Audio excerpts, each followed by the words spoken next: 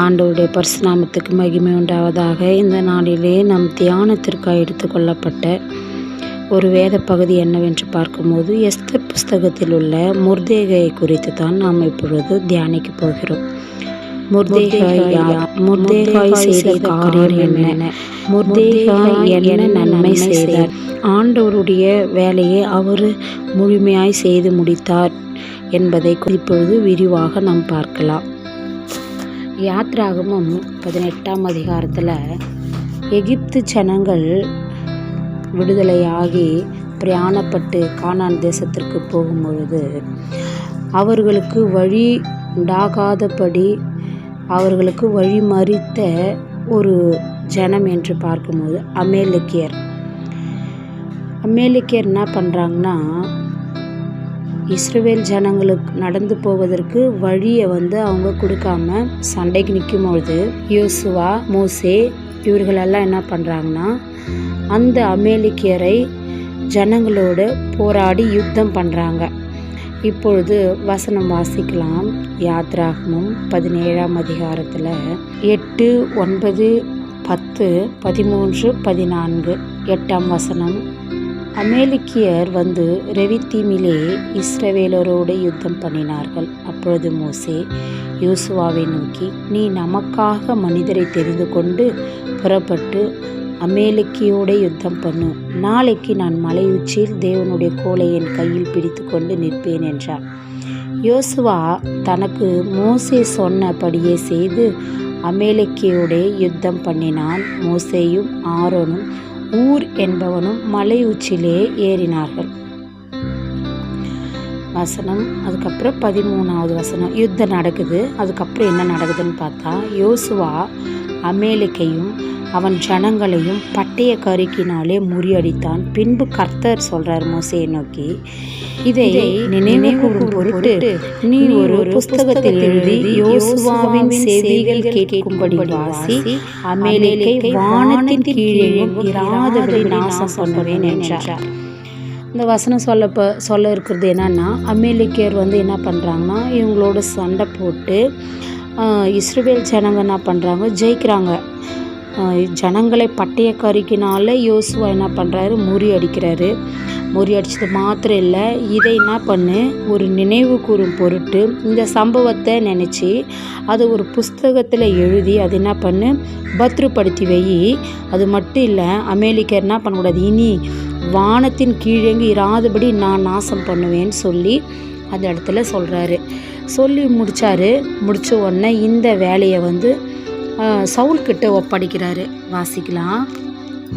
1 Samuel 15ஆம் அதிகாரத்தில் 2வது வசனம். 15ஆம் அதிகாரம் 2வது வசனம்.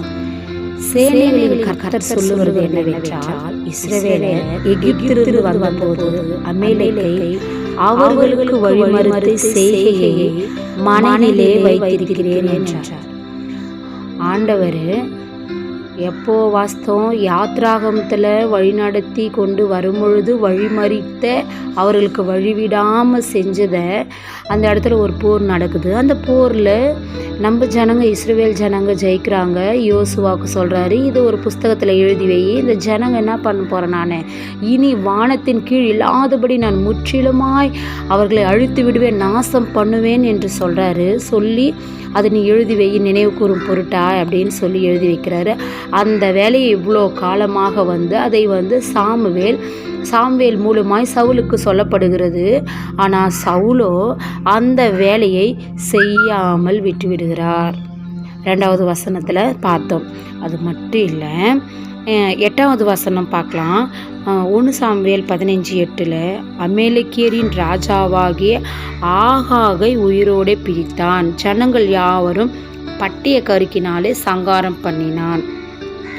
ஸ்திரீகளும் குழந்தைகளும் பிள்ளைகளையும் ஆடு மாடுகளையும் ஒட்டைகளையும் கழுதுகளையும் கொன்று போட கடவாய் என்று ஆண்டவர் சொல்லும் பொழுது அவர் என்ன பண்ணுறாரு, எல்லாவற்றையும் செய்கிறாரு. ஆனால் மெயினால ராஜாவை என்ன பண்ணுறாரு, அவர் உயிரோடு வச்சுக்கிறாரு. அது மட்டும் இல்லை, நல்லா அதில் இருக்கிற ஒரு கொழுமையானவைகளை எடுத்துக்கொண்டு என்ன பண்ணுறாரு, நலமானவைகளை எடுத்துக்கொண்டு வைக்கிறாரு.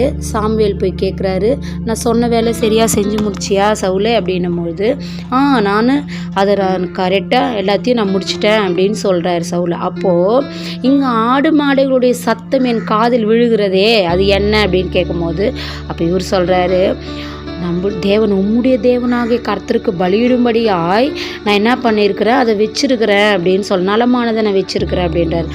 ஆண்டவர் அங்கே யாருமே இருக்கக்கூடாது, முழுமையாக சங்காரம் பண்ணணுன்ட்டுன்னு அவரு நினைக்கிறத இவர் என்ன பண்ணுறாரு, நலமானதை எடுத்து வச்சுட்டு அதை ஆண்டவருக்கே கொடுக்குறேன்னு சொல்கிறார். எவ்வளோ பெரிய ஒரு காரியத்தை செஞ்சதுன்னா ஆண்டவர் சவுல் மூலிமா இதை செய்யலாம் அப்படின்னு நினைக்கிறாரு. அவர் வச்சிருக்கிற அந்த ஒரு திட்டத்தை இவர் சவுல் என்ன பண்ணுறாரு, தப்ப விட்டுடுறாரு. சரியாக செய்யலை, முழுமையாக செஞ்சு முடிக்கல. அப்போது என்னுடைய வார்த்தைக்கு நீ செவி கொடுக்கல, நான் சொன்ன வேலையை நீ சரியாக செய்யாமல் பொய்யும் சொல்லிட்டு நீ என்ன பண்ணுற, அது எனக்குன்னு வச்சுருக்கிறன்றதை நீ என்ன பண்ணுற, என் மேலேயே நீ சொல்கிற, அதில் நான் பிரியப்படுவேனா, அது எனக்கு வேண்டான்னு சொல்லி தானே நான் அது சங்காரம் பண்ணணும்னு சொல்லித்தான் நான் சொன்னேன். ஆனால் இதை நீ என்ன பண்ணுற, இதை வச்சுருக்கிற, அது என்னன்னு நான் கேட்கும்போது அது எனக்கேன்னு சொல்லி நீ சொல்கிறியேன்னு சொல்லி ஆண்டவருக்கு ரொம்ப கோபம் வந்து தான் அப்பொழுது தான் சவுல் அந்த ஸ்தானத்திலிருந்து தள்ளி விடுறாரு. சரி, இப்போ மொர்தெகாயை பற்றி இப்போ சொல்கிறேன்னு சொல்லிட்டு இப்போ இந்த காரியமெல்லாம் சொல்கிறோமேன்ட்டு நீங்கள் யோசிக்காதீங்க. இதனுடைய விரிவாக்கத்தை, இதனுடைய காரியத்தை தான் இந்த இடத்துல சவுல் செய்யாததை மொர்தெகாய் செய்கிறாருன்றதை இங்கே நான் சொல்ல போகிறேன். எஸ்தர் புஸ்தகத்தை நம்ம பார்க்கலாம். இப்பொழுது எஸ்தர்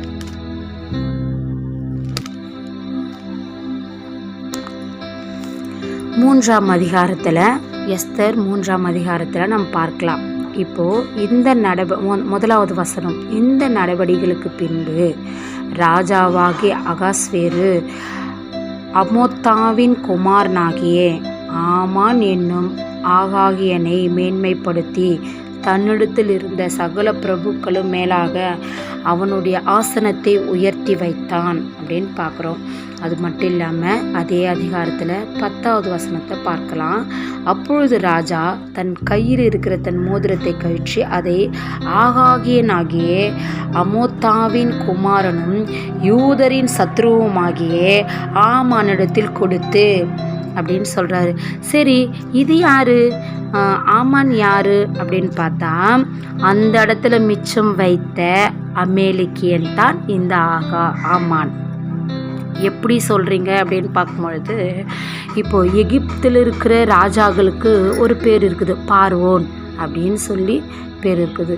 அதுபோல தான் இந்த அமேலிக்கியருக்கு ஒரு ராஜாவாக போஸ்ட் இருக்கிறவங்க என்ன சொல்லுவாங்கன்னா, ஆகாகியனாகியே, ஆகாக் அப்படின்றது அவங்களுடைய போஸ்ட்டுக்கான ஒரு பெயர். அப்போது இந்த ஆகாகியனாகிய அப்படின்னு சொன்னால் யாருன்னு பார்த்தா அவன் ஒரு அமேலிக்கியன். அவன் யார், யூதருக்கு சத்ரு. ஆண்டவர் சொன்னதை இவன் இந்த இடத்துல அவன் சவுல் மிச்சம் வைத்து தான் இந்த இடத்துல எங்கே இருக்கிறாங்க, யூதருக்கு சத்ருவாய் மாறிக்கொண்டிருக்கிறான். சத்ருவாய் மாறி இந்த இடத்துல இந்த அரண்மனையில் ஆகாஸ்வேருக்கு அடுத்த போஸ்ட் அவன் இருந்து அவன் என்ன பண்ணுறான், இந்த இடத்துல அவன் இருக்கிறான். அப்பொழுது இந்த விஷயம் இவன் அமேலிக்கியன் என்பது மொர்தெகாய்க்கு தெரியும். மொர்தெகாய் எல்லாரும் ஆமானுக்கு வணக்கம் வைப்பாங்க, எல்லாரும் அவனை ஒரு மரியாதை செலுத்துவாங்க. ஆனால் ஆமான் மொர்தெகாய் என்ன பண்ண மாட்டார்னா, அவர் எந்த ஒரு நேரத்தில் அவருக்கு விஷ் பண்ணுறதோ அவருக்கு ஒரு மரியாதை செலுத்துறதோ கிடையாது. அவரை பார்த்தா கூட அவர் பாட்டுன்னு போயினே இருப்பார். அது இவன் யார் இவ்வளோ இதுவாக இருக்கிறானே அப்படின்னு சொல்லி விசாரிக்கும் பொழுது மொர்தெகாய் யார் அப்படின்னு விசாரித்தா அவன் ஒரு யூதன் என்பது யார் அறிஞ்சிக்கினது, ஆமான் அறிஞ்சிக்கினான். அப்போ அவர் நினைக்கிறாரு, இவனை மட்டும் நம்ம என்ன பண்ணக்கூடாது, சங்காரம் பண்ணக்கூடாது. எனக்கு அவன் என்ன பண்ணல, எனக்கு அவன் மரியாதை செலுத்தலை, அவனை நான் என்ன பண்ண போகிறேன். அவனை மட்டும் இல்லை, எந்தெந்த நாட்டில் 127 நாட்டிலையும் எந்தெந்த யூதர்கள் சிதறப்பட்டிருக்கிறார்களோ அனைத்து யூதர்களையும் அழிக்க வேண்டும் என்பதை அவனுடைய திட்டமாக இருக்கிறது. யாருடைய திட்டம், ஆமானுடைய திட்டம். ஆண்டவர் சொன்னதை இவன் என்ன பண்ணுறான், ஆமான்னு எடுத்துக்கினான். அந்த சவுல் சரியாக செஞ்சிருந்தார். சவுல் வந்து கழுவுனது ஆடு மாடு எல்லாத்தையுமே சங்காரம் பண்ண, குழந்தை யாரு மேலேயும் இருக்க காட்டக்கூடாது, குழந்தை ஸ்திரீகள் எல்லாரையும் என்ன பண்ண, நீ பட்டைய கறிக்கினால கொன்று போடு அப்படின்னு சொன்னதை இவர் விட்டு வச்சது இந்த இடத்துல யாருக்கு விரோதமாய் வந்து நிற்குது, யூதருக்கு விரோதமாகவே வந்து நிற்குது.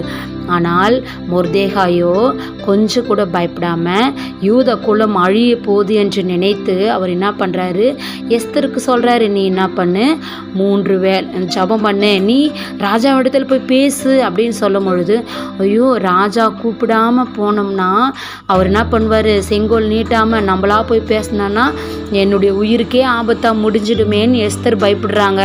அப்போ மொர்தேகாய் சொல்றாரு, நீ இப்போ பேச வேண்டிய காலம், இப்பொழுது நீ பேச தவறிவிட்டால் யூதருக்கு சகாயமும் ரட்சிப்போம் வேறு ஒரு வழியில் ஆண்டவர் நமக்கு தருவார்.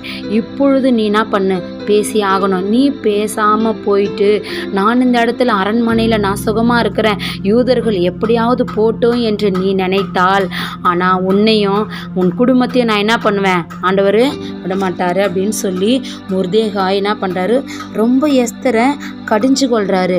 உடனே எஸ்தர் சொல்கிறாங்க, சரி நான் என்ன பண்ணுறேன், நான் பேசுகிறேன், ராஜாவிடத்தில் பேசுகிறேன், ஆனால் அதற்கு முன்பதாக நீங்கள் என்ன பண்ண, எனக்காக ஜெபிங்க, நானும் உங்களுக்காக என்ன பண்ணுறேன் ஜெபிக்கிறேன்னு சொல்லி அள்ளும் பகலும் 3 நாள் உபவாசம் இருந்து ஜெபிக்கிறாங்க.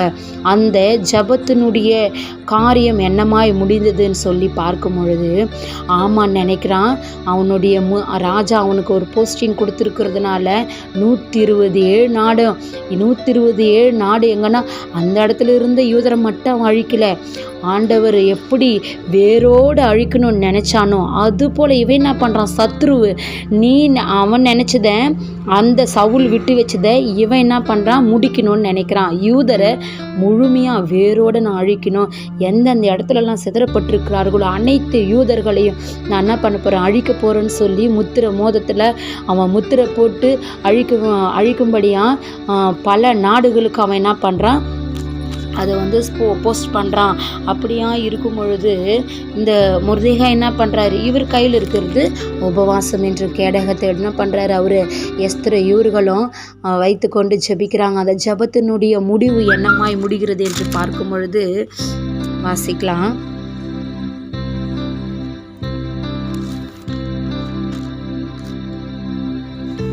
எஸ்தர் 4ஆம் அதிகாரம் 16வது வசனம்.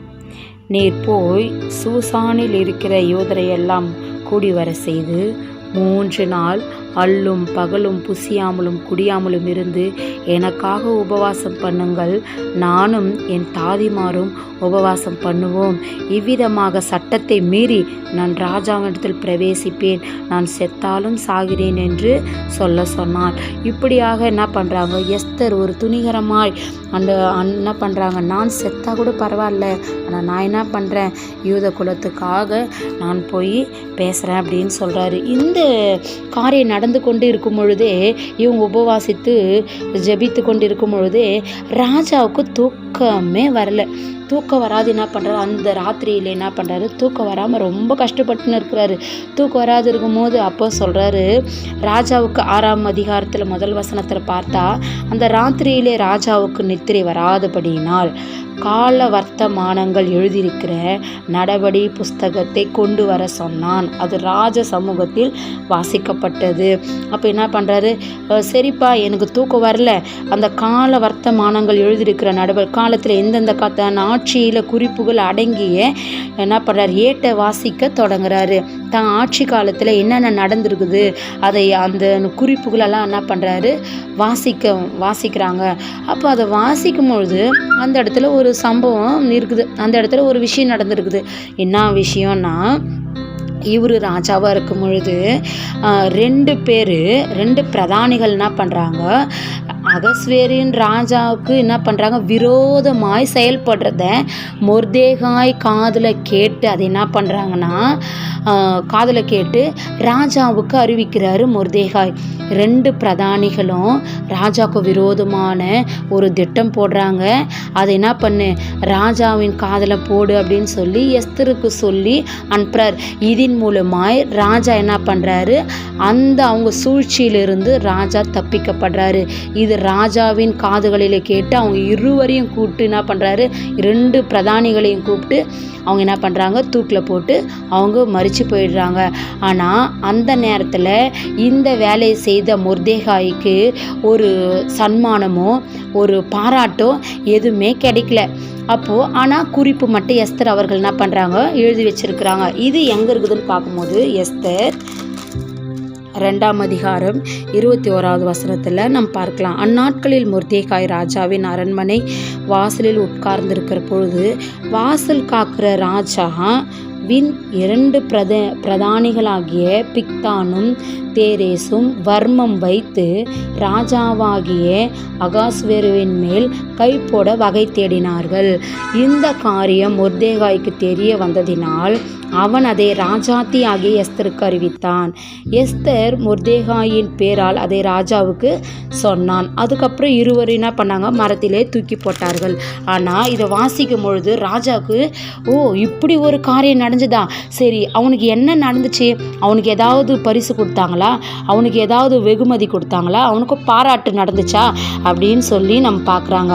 ஆனால் பார்க்கும் பொழுது எதுவுமே செய்யப்படலைன்னு சொல்லி அதை வாசித்தவர்கள் என்ன பண்ணுறாங்க, சொல்லும் பொழுது அப்போது அவர் சொல்கிறாரு, இவர் என்ன பண்ணுறாரு, யூதரை அழிக்க வேண்டும், அதுக்கு பர்மிஷன் வாங்கணும்னு சொல்லி ஆமான் என்ன பண்ணுறாரு, அந்த இடத்துல நடந்துன்னு இருக்கிறாரு. யார் அந்த இடத்துல நடந்துன்னு இருக்கிறதுன்னு பார்த்தா ஆமான்னு என்ன பண்ணுறாரு, யூதரை அழிக்கணும்னு சொல்லி ராஜாவுக்கிட்ட பர்மிஷன் வாங்கிறதுக்காக அந்த இடத்துல என்ன பண்ணுறாரு, நடந்து கொண்டிருக்கிறாரு.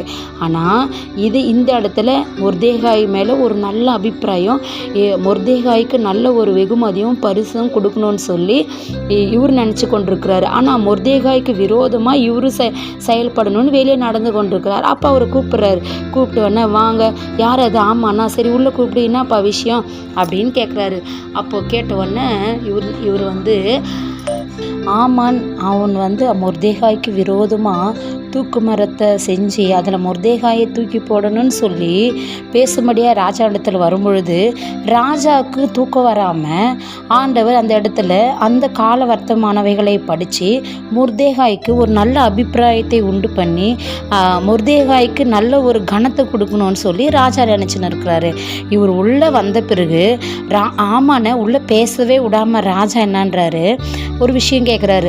ராஜா கனம் பண்ண விரும்புகிற மனுஷனுக்கு என்ன செய்யப்படணும் அப்படின்னு கேட்குறாரு. உடனே ஆமான்னு நினைக்கிறாரு, ராஜாவை கனம் பண்ண என்னை தவிர இங்கே யார் இருக்க முடியும் அப்படின்னு சொல்லி இவனுக்குள்ள ஒரு எண்ணம் வந்துச்சு, என்னை தவிர யாராக இருக்க முடியும் இந்த அரண்மனையில், ராஜாவுக்கு அடுத்தது நானு தானே, அப்போ என்னை தவிர வேறு யாருக்கு அவர் கனத்தை கொடுக்க போகிறாரு அப்படின்னு சொல்லி என்ன பண்ணுறாரு.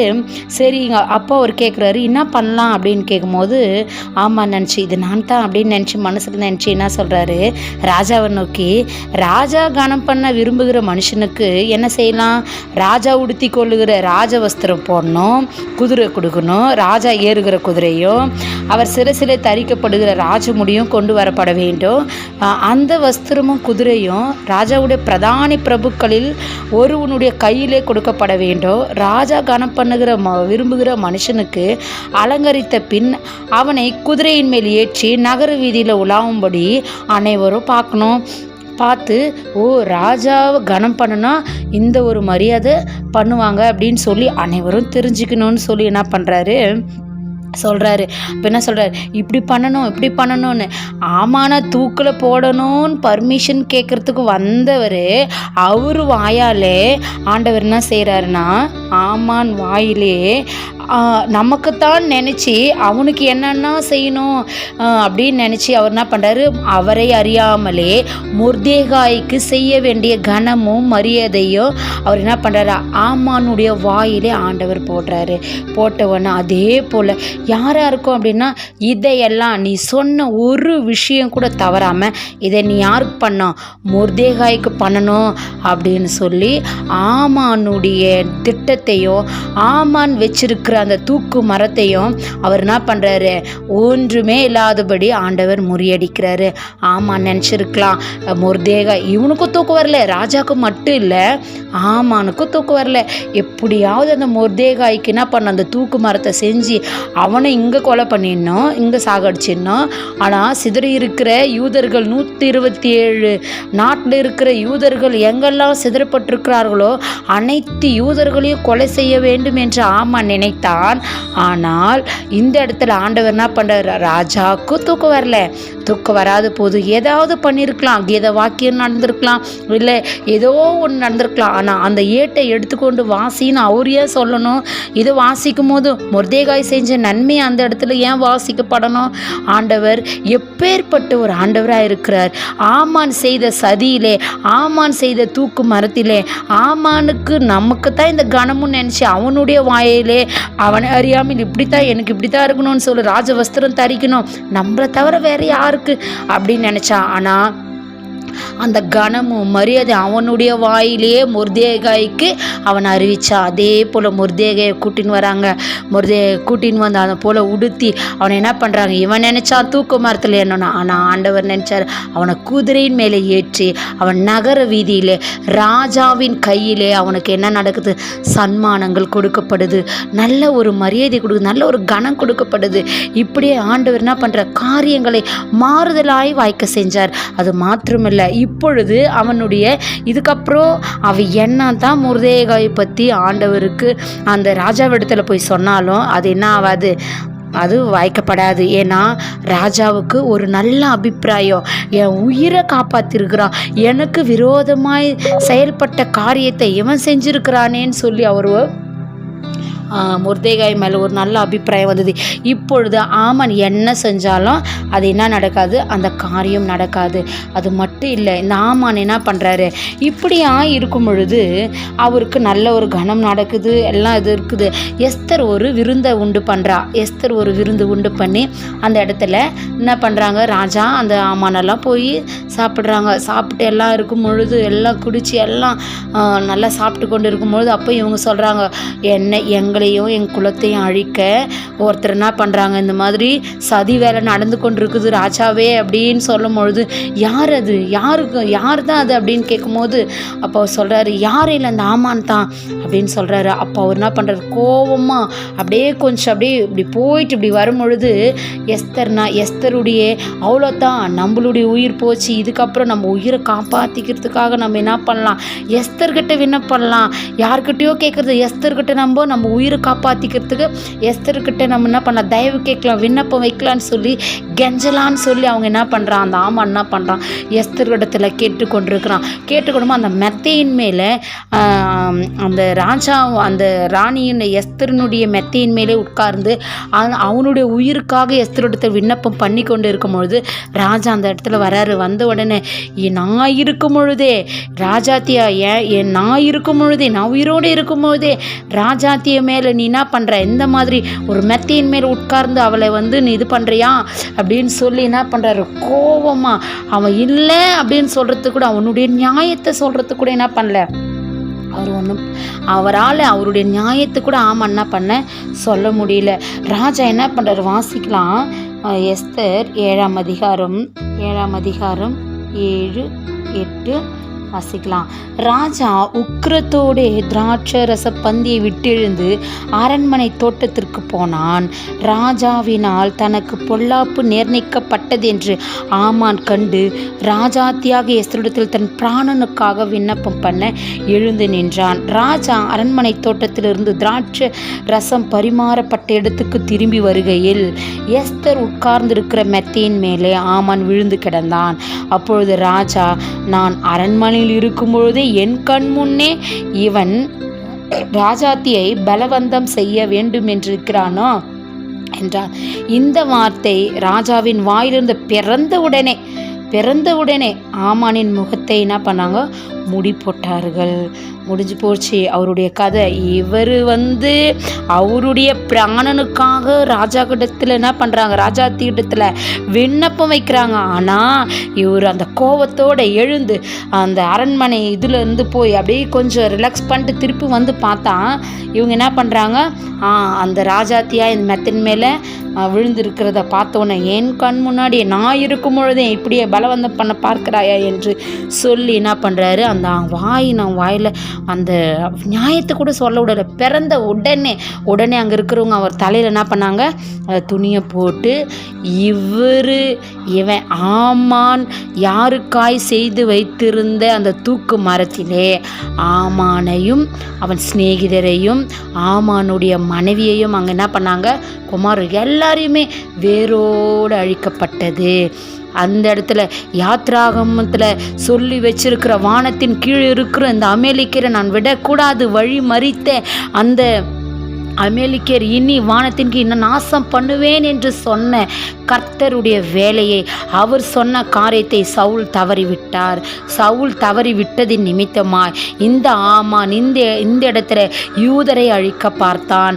அந்த சவுல் கரெக்டாக அவர் செஞ்சிருந்தார்னா இந்த இடத்துல இந்த ஆமான் என்ன பண்ணியிருக்க மாட்டார், மொர்தேகாய்க்கு விரோதமாக எழும்பியிருக்க மாட்டார். யூதருக்கு சத்துருவா இந்த இடத்துல நின்றிருக்க முடியாது.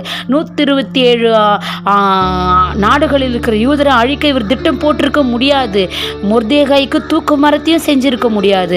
அவர் செய்த தவறினதை கர்த்தர் மொர்தேகாய் நிமித்தமாய் ஆண்டவர் என்ன பண்ணாரு, வேரோடு அழிக்க. அதுக்கப்புறம் அமேலிக்கர் கிடையாது, முழுமையாய் அழிக்க செய்தார். மொர்தேகாய் வைத்து ஆண்டவர் செய்த சிறப்பு சவுலால் செய்ய முடியல. ஆனால் மொர்தேகாயை வைத்து ஆண்டவர் என்ன பண்ணாரு, இவ்வளோ ஒரு பெரிய காரியம் மாறுதலாய் முடிந்தது என்று இந்த இடத்துல சொல்லப்படுகிறது. இந்த வார்த்தை ரொம்ப அழகாக இருக்கிறது. என்ன சொல்கிறாங்கன்னா, காரியம் மாறுதலாய் முடிஞ்சிச்சு. இவன் யோசித்திருக்கலாம், எனக்குத்தான் அந்த கணம் என்று ராஜா கூடத்தில் எப்படி பண்ணான்னு சொன்னான். ஆனால் அவனுக்கு கிடைக்கணும்னு அவன் நினைச்சான். ஆனால் ஆண்டவர் மொர்தேகாய்க்கு கிடைக்க செய்தார். மொர்தேகாய்க்கு விரோதமாய் தூக்கு மரத்தை செய்த ஆமானே அந்த தூக்கு மரத்தில் ஆண்டவர் என்ன பண்ணாரு, ஏற வச்சார். இப்படியாப்பட்ட ஆண்டவர் என்ன பண்ணுறார், ஆண்டவர் நம்ம எந்த ஒரு சூழ்நிலையிலும் நம்ம எப்பேற்பட்டவங்களாக இருந்தாலும் ஆண்டவரை உண்மையாய் நேசிக்கும் பொழுது எந்த ஒரு நமக்கு விரோதியாக இருந்தாலும் சரி, ஆகாஸ்வேருக்கு அவர் என்ன பண்ணார், நன்மையான காரியத்தை செஞ்சது நிமித்தம் அது எழுதப்பட்டு ஏற்ற வேலையிலே, இந்த வார்த்தை ரொம்ப முக்கியம். ஏற்ற வேலை. அவருக்கு அப்பொழுது கனம் கிடைக்கல, அப்பொழுது அவருக்கு பரிசு கிடைக்கல, அப்பொழுது அவருக்கு அந்த மரியாதை கிடைக்கல. ஆனால் ஏற்ற வேலையில் அவர் செய்த நன்மை இந்த நேரத்தில் நினைப்பூட்டி ராஜாவுக்கு தூக்கம் வராமல் கஷ்டப்பட்டு அந்த இடத்துல ஆமானுக்கும் தூக்கம் வராமல் நடந்துக்கின்னு அவர் யார் அதுன்னு உள்ளே கூப்பிட்டு, எவ்வளோ பெரிய ஆண்டவர் நம்ம ஆண்டவர். நம்ம நினைக்கிறது கையளவு, அவரு கொடுக்கறது ரொம்ப பெருசு, நினச்சி பார்க்க முடியாத அளவு நமக்கு என்ன பண்ணுவார் ஆண்டவர். ஆனால் அதற்கு ஒரே ஒரு காரியம் என்னன்னா, அந்த நன்மையை பெறுவதற்கு நாம் பாத்திரவான்களாய் நாம் மாற வேண்டும். இது எவ்வளோ, இந்த காரியத்தை பார்க்கும் பொழுது மொர்தேகாய் எவ்வளோ ஆண்டவருக்கு, மொர்தேகாயை வைத்து எவ்வளோ ஆண்டவர் பெரிய காரியங்களை செஞ்சிருக்கிறார் என்பதை நாம் பார்க்கலாம். அதுதான் காரியம் மாறுதலாய் முடிந்ததான். காரியம் எப்படி முடிஞ்சிச்சு, அதாவது வாசிக்கலாம். எஸ்தர் 9ஆம் அதிகாரம் முதல் வசனத்திலே கடைசி 2 லைனை நம்ம வாசிக்கலாம். யூதரானவர்கள் தங்கள் பகைஞரை மேற்கொள்ளும்படிக்கு காரியம் மாறுதலாய் முடிந்தது. காரியம் மாறுதலாய் முடிய வைக்கலாம். கடைசி வரைக்கும் நினைக்கலாம், அந்த அழிக்கிறதுக்கு எல்லாம் போயிடுச்சு, தூக்கு மரம் செய்யப்பட்டுடுச்சு, அவ்வளோதான், நாளைக்கு தூக்கு மரம் தான், நாளைய தினத்தில் யூதர் இருக்க மாட்டாங்க தான். அந்த போஸ்ட் போய் சேர்ந்த உடனே படித்த உடனே யூதர்கள் எல்லாம் அழிக்கப்பட வேண்டும் என்று எல்லாம் தீவிரமாய் நடந்தாலும் ஆண்டவர் நினைத்தால் காரியம் மாறுதலாய் முடியும் என்பதில் சந்தேகமே கிடையாது. கைவிட்ட கஷ்டப்பட நிலையில. ஆனால் இனி ஒன்றுமே இல்லை ஆண்டவரே, எல்லாம் முடிஞ்சிச்சு ஆண்டவரே, டாக்டர் டைம் வச்சுட்டாங்க ஆண்டவரே, எல்லாமே இதுக்கப்புறம் வாய்ப்பே இல்லை, வழியே இல்லை அப்படின்னு நம்ம நினைக்கலாம். ஆனால் ஆண்டவர் காரியத்தை மாறுதலாய் செய்ய முடியும். நம்ம ஆண்டவருக்கு சர்வ வல்லவர் என்பதை நம்ம எப்பொழுதும் மறந்துவிடக்கூடாது. அது வரைக்கும் நம்ம என்ன பண்ணோம், ஆண்டவருக்கு உண்மையாக இருக்கணும். ஆண்டவர் சொன்ன வேலையை நம்ம கண்டிப்பாக செய்யணும். நமக்கு ஆண்டவர் ஒரு காரியத்தை உணர்த்துறாருன்னா, நமக்கு ஆண்டவர் ஒரு காரியத்தை நம்மளோடு பேசுகிறாருன்னா, எதற்காய் நான் ஆண்டவருடைய சித்தம் எது என்பதை உணர்ந்து அதன்படி நம்ம செய்வோமானால் அதை நம்ம எப்படி செய்யணும், திருத்தமாகவும் முழுமையாகவும் மிச்சம் இல்லாமல் நம்ம செய்யணும். நீ ஆண்டவர் சொன்ன வேலையை குறைவுகளோடு செய்து முடிப்பீர் என்றால் அந்த நாளிலே நாட்கள் போக போக போக குறையோடு செய்த சவுல் எந்த இடத்துல யூதருக்கு சத்ருவாய் அந்த இடத்துல வந்து நின்னான் பார்த்தீங்களா? அது போல தான் நம்ம எந்த ஒரு வேலையும் சுத்தமாக நேர்மையாக ஆண்டவர் கீழ்ப்படிந்து முழுமையாய் செய்து முடித்தோம் என்றால் வெற்றி நமக்கு நிச்சயம்.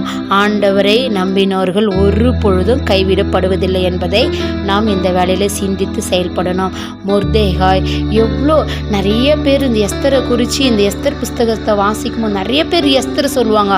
ஆனால் மொர்தேகாய் எவ்வளோ பெரிய வேலை செஞ்சுருக்கிறார் என்பதை நம்ம இந்த நாளில் சிந்திக்கப்பட வேண்டும்.